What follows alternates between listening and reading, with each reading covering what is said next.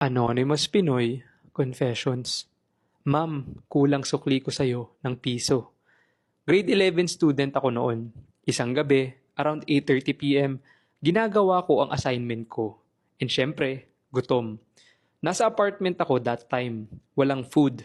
So nagpa-deliver ako ng McDo. Fast forward, na-deliver na ang food ko. And guess what? Ang pogi nung food panda rider. Nakita ko pa lang yung eyes niya. Sheesh! Pogi na agad. Fast forward ulit. Nabore ako, so I decided na i-message yung rider on his phone number. Inaya ko siya sa apartment ko after his last delivery.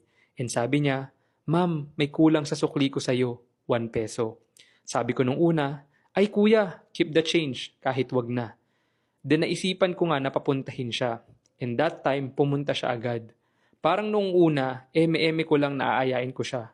Pero si Kuyang Rider talagang ginusto rin. And ayun, yung pisong sukli ko ay naging mainit na gabi. Akala ko hanggang dun lang, pero nakailang beses siyang bumalik sa apartment ko and palaging may nangyayari sa amin. Tapos ito pa, shocks, nalaman ko na same school kami and college student siya. Basta ang last time na may nangyari sa amin ay nung andun kami sa bahay namin.